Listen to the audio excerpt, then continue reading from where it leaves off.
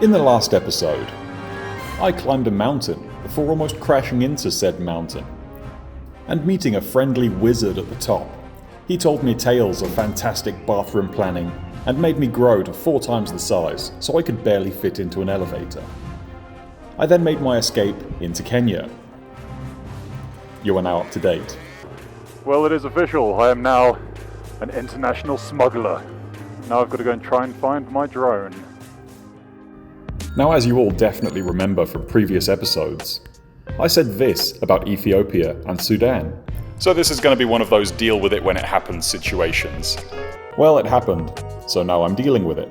And just to bring you up to speed, here's the reason why. Ethiopia has made these stupid rules to try and combat illegal imports of vehicles. And their answer to this is to take a 500% of the value of your vehicle when it was new as a deposit at the border, which is about $100,000 in my case. Naturally, I will not be participating in this.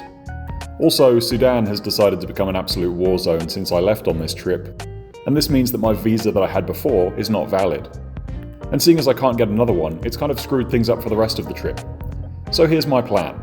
I'm basically going to have to fly my bike from Kenya to Dubai, because this seems to be the most logical step. And as per usual, nothing really goes to plan, but we'll find out a lot more about that in future videos. Now the funny thing about this place is the border was so fast. I mean, you look at the main border, I don't know where it is, I'll put the name up on screen, but this is the main one, and you look at it and people have to bribe people to get what they want. There's all these reviews left about, I was stuck here for 2 days, but this took me like an hour, but 15 minutes of that was getting through the border, 45 minutes of it was getting the compulsory insurance that you have to use to ride in these countries. It's called Commerce, and it's like $30 for a month, but I mean it took like over half an hour easily to get all this paperwork done, so yeah. But anyway, I'm going to go and stay in this place because I can't pronounce the name of it. This is where I attracted the locals.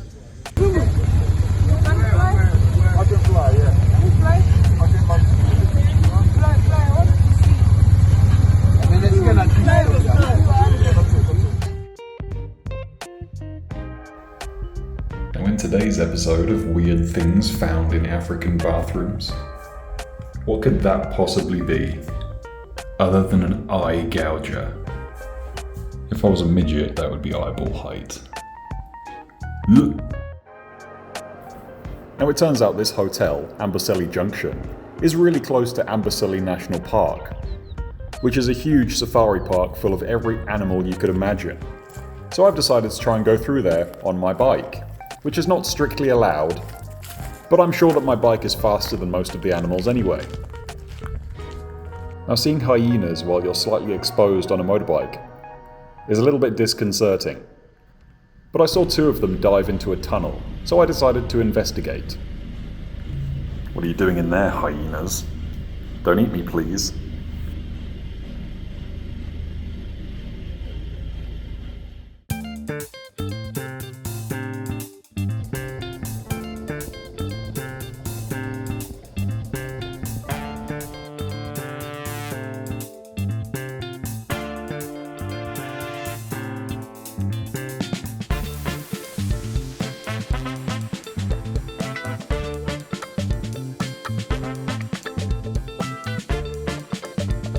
Hey, you wanna buy some magic?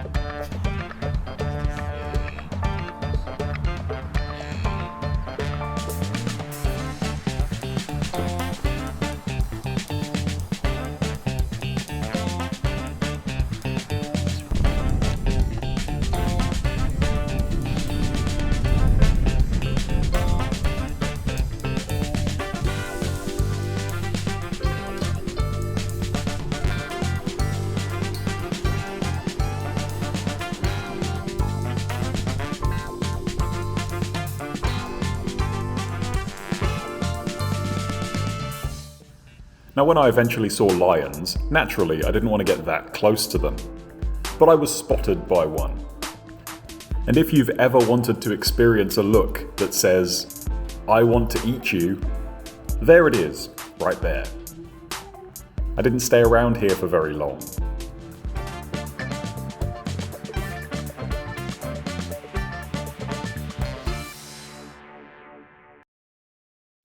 Now the main reason I stayed in Lotok for so long was because of riots that had happened. Apparently a politician had increased a load of taxes, and nobody was very happy about it. So I stayed out of the main cities just to avoid being set fire to.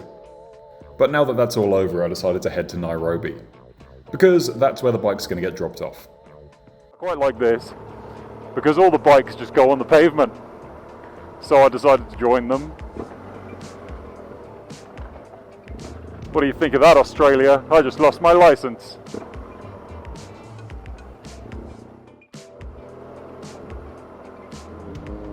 Look at these crazy cunts. Oh my god. I never thought riding a motorbike would make me feel fucking huge. But compared to these other ones, these guys are just weaving in and out like it's nothing, but I kind of get stuck sometimes because I'm in a fat Beamer.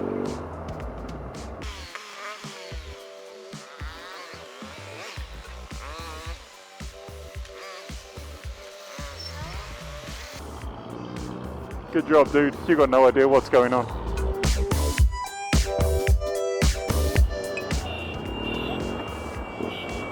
Fuck me.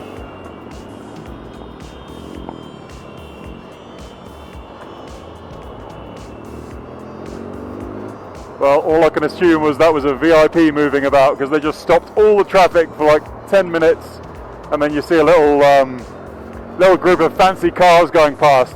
These guys are still stuck in it, and then as soon as they give you the all clear, oh fucking hell breaks loose. I can't tell if these guys are extremely skilled or just fucking rubbish at driving. I'm starting to swing towards the first one. And like roundabouts, anything goes. So with that out of the way, get your bike cleaned so it doesn't get hung up by customs. I'm in Kenya. This is what Kenya's like. This is how they treat your motorbikes. It's like the most VIP treatment you've ever seen.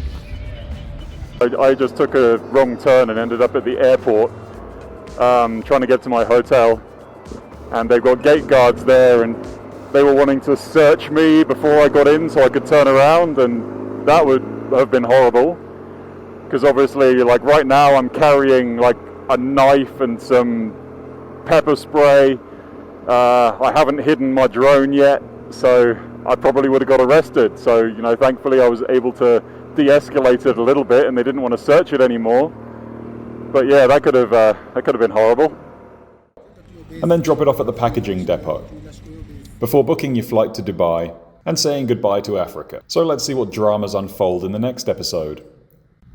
I hope you're looking forward to that one, Aeon Shipping, because I certainly am.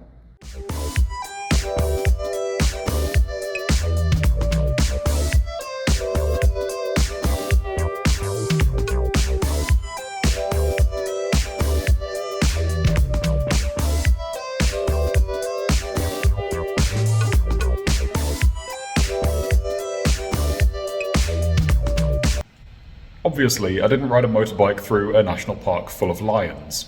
I was in my friend's car. But nobody's going to watch to the end of this, so you'll all be thinking the wrong thing. Enjoy fighting me in the comments. Is that the noises you make in the bedroom, is it?